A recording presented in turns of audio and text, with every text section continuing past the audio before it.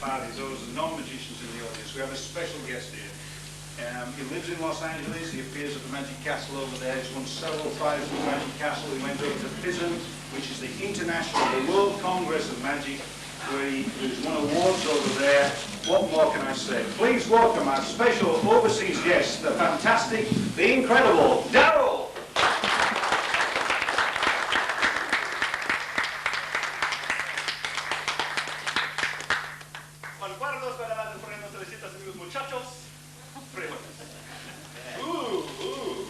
My name is Daryl, DM, the TNT man, the doctor of deception. Great, I'll play for you. I am here this evening to amaze you, amuse you, confound, and confuse you with dazzling demonstrations of digital dexterity and snappy patterns.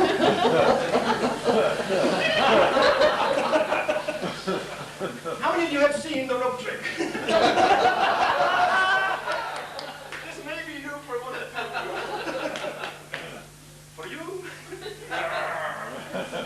Hey, here's something you don't see every day. A piece of rope. Watch very closely. Very closely. Nice, you got a good seat. All I do is I twirl the ends about. I haven't cheated yet. It's coming up. All I do is I blow on the ends of the rope like this. See, I have to do this to amuse myself. I've seen this trick before. That gets the ends soft. Does too. And it turns them into silly putty. It makes them easy to slowly and dramatically remove. Ladies and gentlemen, the rope of mystery. Now I can see that some of you aren't convinced. What I have left is a piece of rope now with no ends. Just the middle. But I'm no fool. I am not. I know where the ends are. They're over here. All I have to do is take the ends of the rope, place them back to from whence they came. Whence? I turn the inside to the outside and vice versa. I blow again. That returns everything back the way it was at the very beginning. Ladies and gentlemen, for your entertainment pleasure, the rope of mystery.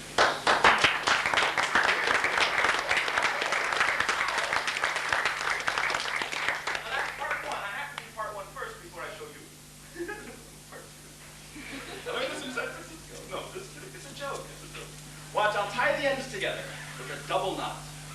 Yes, yes, a double knot, look.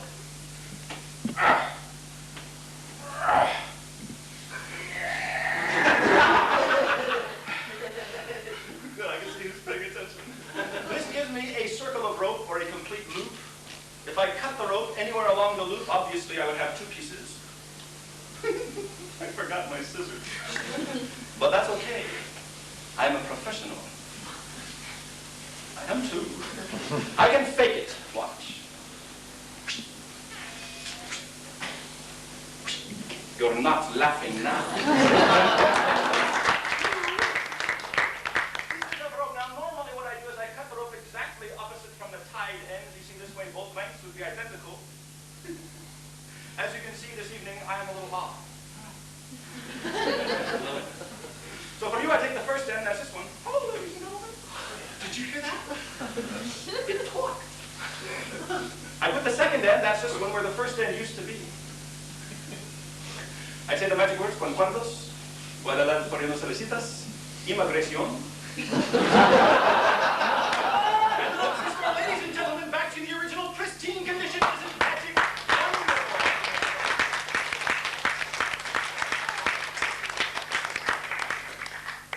But that's not why we've been gathered together this evening. I'd like to show you something that you can all go home tonight and try. Really, you can try this tonight. It won't work, of course. But you're welcome to try it. In fact, you can work on it and fool your family. Of course, if you don't have a family, you can work on that.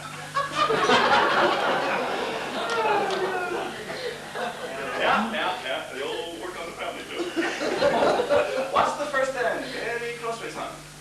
I will squeeze it into my fist until it becomes so small, so finely minute, it becomes invisible to the naked eye. Just two. I can then toss it into the air, watch. It remains invisible until it lands on the other. Oh, good shot. All right. Now, usually at this point, I suspect I know what some of you may be thinking. Some of you might be looking at this rope and you might be thinking, oh. Well, there just ain't no way, Billy Bob. So for you, I will repeat the illusion. Watch the second end. This time it passes through the hollow core. Jumps to the other side. See, now I've got the ends of the rope where the middle used to be. The middle where the ends used to be, which in itself is quite a feat. Although I seem to be the only one who thinks so.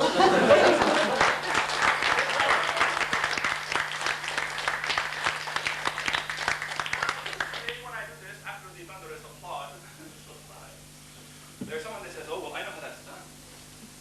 That's a piece of that phony, fake, trick magician's rope.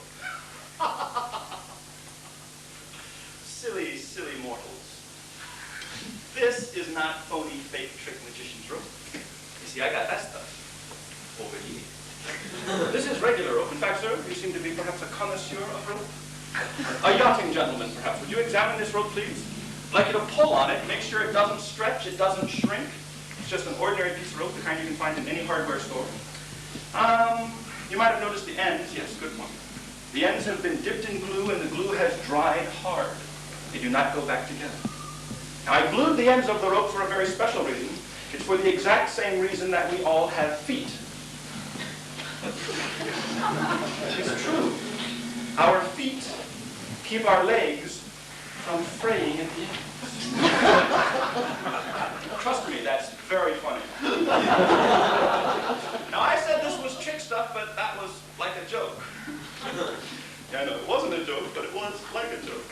I can't let you see the whole thing just yet, but sir, perhaps you'd like to look at a little piece. I'm going to check this out. Make sure it doesn't stretch. It doesn't shrink. It's ordinary rope. Now, this piece reminds me of when I was a young boy. I used to play with Play-Doh. Clay. You ever used to do this? You get a ball of clay, rub it between the palms of your hands, and make like rope. What? Am I the only one? Well, this has got the Play-Doh principle built right in. See, if I tie a knot with this rope, I can actually take this knot, squeeze it with my fist, and work the knot back into the inner core. Now, that gives the illusion that the knot has disappeared.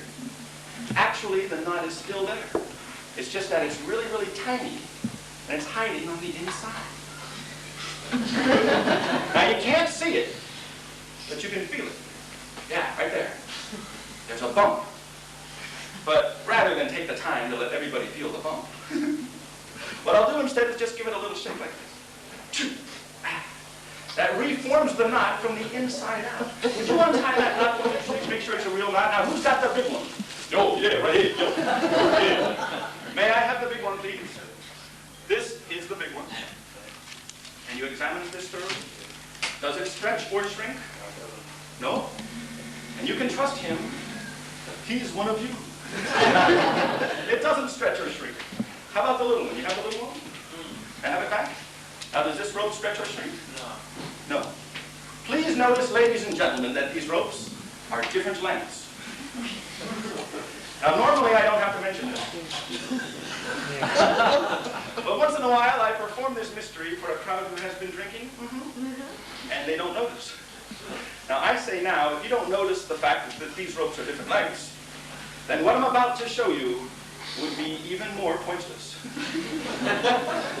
Two different lengths. In fact, all three are different lengths. May I have that back? Three completely different lengths. Now, the only reason I overstress this obvious point is right now, I would like to show you an illusion. I will create the illusion that these three different sized pieces of rope are all identical in length. Hey now, there's a novel idea. To do this, I just gather the opposite ends of the long piece, the middle-sized piece, and the short piece. I say the magic words, stretcho, stretcho. And they magically, mysteriously, and therefore entertainingly stretch until they all become identical in length. Can I hear a hallelujah on that front?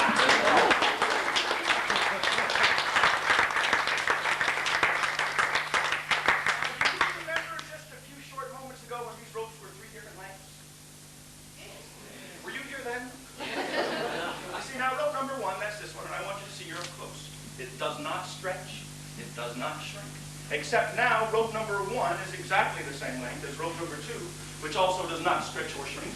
And rope number 2 is exactly the same length as rope number 3. It's a very convincing illusion. But usually when I do this, there's someone that says, well, hell. I know how that's done. You're using that sleight of hand stuff. You probably flicked it. No, I'll be doing sleight of hand a little bit later. Right now, I'm still showing you an illusion. In fact, to prove to you that this is not sleight of hand, I will tie the ropes together. Now think about this.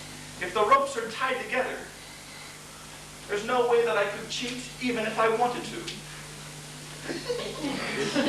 Is anybody buying any of this? I can't cheat, they're all tied together. All I have to do now is say the magic words, shrinko, shrinko. And even though the ropes are securely tied together, they will still transform themselves back to their 3 completely different original lengths. That's the little piece, this piece here. Would you check that out, please? Make sure it doesn't stretch or shrink. Not to be confused with the middle-sized piece, that's this piece here for you, sir. And the long piece, thereby bringing this mystery, ladies and gentlemen, to its dramatic conclusion.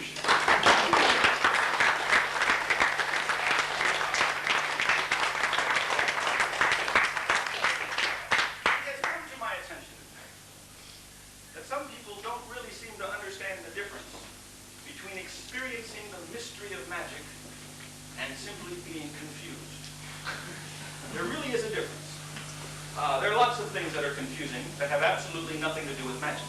Politics, mathematics, computers, even the English language. I brought with me a modest example. Now, for those of you who have ever played cards, you may have heard the expression, an ace in the hole. Well, the hole card in this case refers to a card which is face down in games like stud poker and blackjack. I have a few hole cards myself. These are hole cards of 2 completely different types. This first card is called a hole card because it has a hole. The second card's a little different. This is a hole card. The third is like the second. It's also a hole card, and the last is like the first. It's a hole card. So this, in other words, is a demonstration with 2 hole cards and 2 hole cards. Now the hole cards, those are these. They're colored on the back, so if I put the hole card against the hole card, it looks like a spot card. The same is true with this pair here. It looks like a spot card, of course, but we know it's really nothing more than a hole card and a hole card. Now the mystery is if I make the spot card, give a little squeeze and a snap, the spot card becomes a real card, and it doesn't rub off. Now that leaves me with 3 more cards, 2 of which are hole cards, the third card's the other hole card, the other hole card now a spot card. I'll get back to that at the end. Now this time if I take the hole card and the hole card, make the illusion of another spot card and blow, then tap it several times, this, of course, will give me a whole bunch of spots. Ladies and gentlemen, a whole bunch of spots.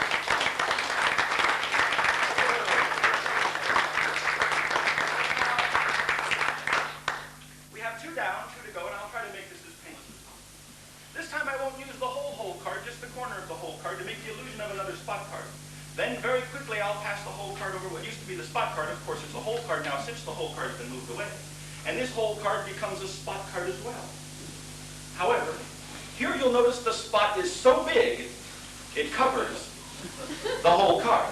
Now you realize, of course, I'm going to keep doing this until everybody likes it.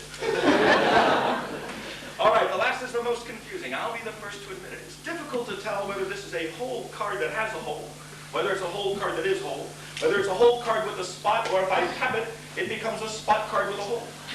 So now here's a spot card with a hole. Here's a spot that covers the whole card. Here's a whole bunch of spots. And the reason that this whole thing, is so confusing is everyone was busy watching the spots. And no one was watching the whole. That's my story.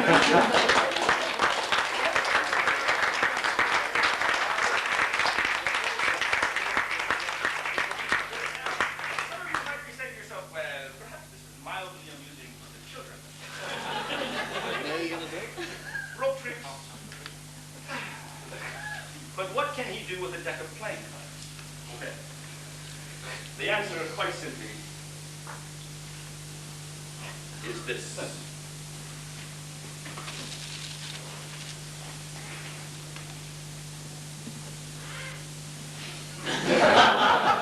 Thank you very much.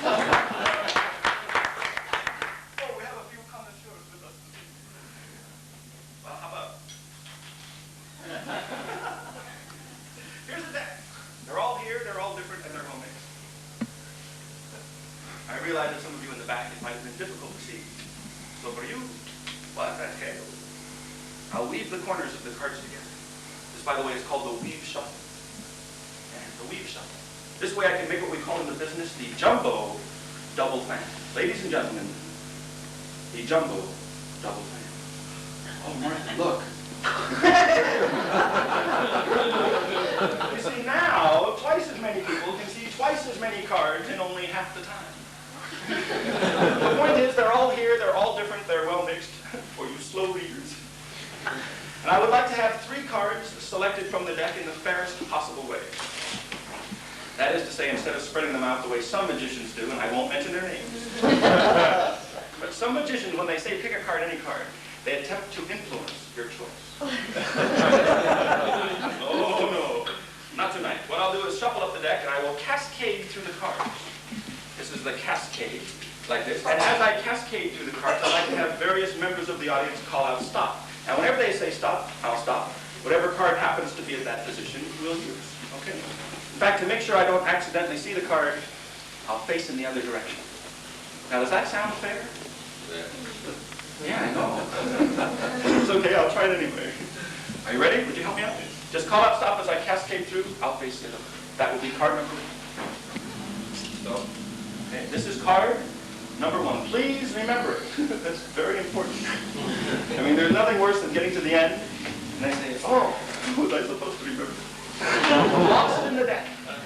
Sir, would you call out stop as I go through, please? Stop. Card number 2. Card number 2. Sounds like I'm calling bingo. And how about you, sir? Are you busy? Would you call out stop as I cascade through the card? No. Great. Card number 3. 3 cards lost in the deck. It's my job as the magician to find them in an entertaining fashion. The heat's on. What I'll do is I'll even tell you in advance exactly how I'm going to go about finding the cards. Believe it or not, I will hold this deck in my left hand. I will give the pack one quick flick. 3 cards, and 3 cards only, will leap from the pack. I will catch them at my fingertips one at a time in slow motion before they reach the ground. Now, does that sound like a fine, fine illusion of card magic? Yes. Well, what do the rest of you think?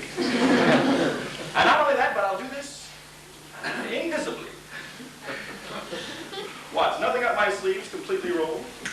Here's the gap. Card number 1. I'll put the deck aside. Look, there's nothing here, there's nothing here. This is card number 1. Over here, card number 2. Once again, there's nothing here, there's nothing here. That's card number 1, that's card number 2. One more to go. Card number 3.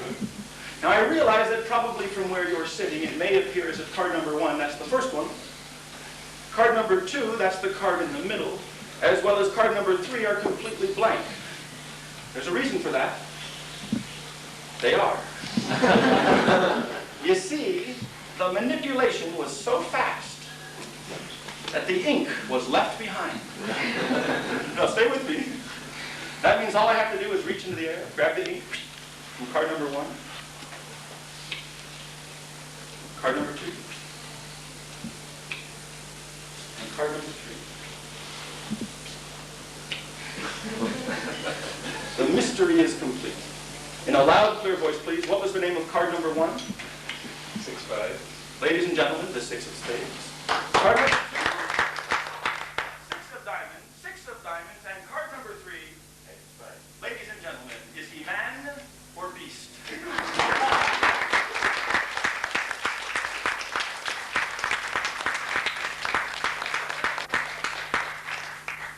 No, this one's too small. How about this rope here? What do we got here? Let's see. No, that one's too big. I would like to have a rope instead about, let's say, this long right now. Ah! May I? Great. Perfect. This one's just right. This is my last mystery. This is my personal favorite. This is what got me started in this crazy old magic business. I was 17 years old at the time when my grandfather said to me, Daryl, I think it's about time you learn how to tie your own shoes. So he taught me how to tie my shoes using the bow knot. Now I found out if you have a bow knot in your shoestring, And if you get the ends through the loops like this, you end up with a big knot like that. And sometimes I had to sleep with my shoes on. Oh, you too. But then I decided to become a magician, and I found out that if you have a knot like this, all you've got to do is pull it as tightly as you can get it. And then, instantly, massage it. What this does is it tightens the knot, but then it loosens it at the same time. Now this obviously confuses the knot. As a result, the knot becomes psychologically unbalanced. It loses its stability, and it turns itself into a slip knot, or a sliding knot. You could slip it or slide it down. And if I were to massage the knot a little bit more, baby, oh baby. Some of these things I do just for myself. I could actually pluck the knot right off the rope. I have a whole closet full of these at home.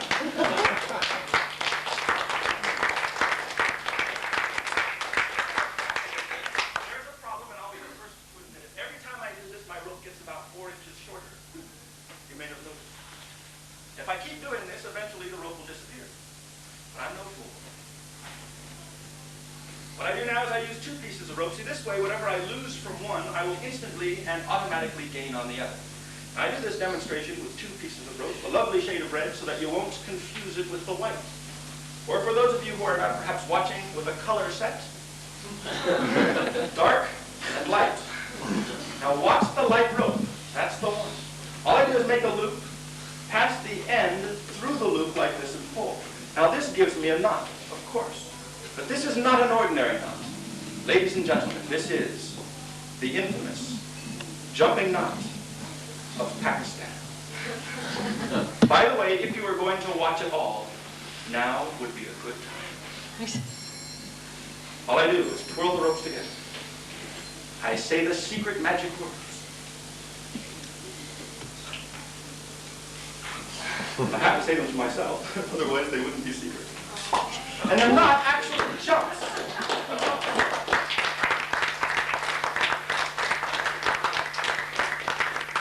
Usually when I do this, there's always someone in the crowd that says, well, hell.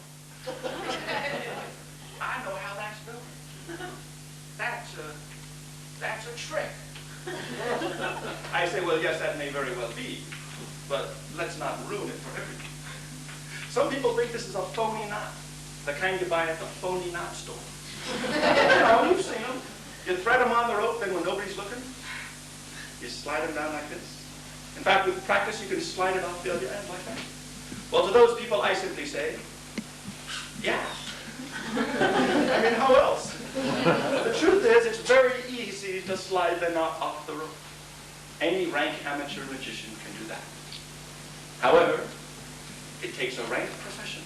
To take the knot, take the rope, don't blink or you're going to miss it. Stick it back on. And if I whoop out the magic fire, I like this part. A magic fire. Oh, excuse me. Watch. It dropped again. By giving it the magic fire, what that does is it fuses the rope and the knot together. So now very slowly and fairly, to prove that there are no camera tricks involved, I can untie the knot, thereby causing any intelligent audience, that's a cue, to burst out into spontaneous applause. Ladies and gentlemen,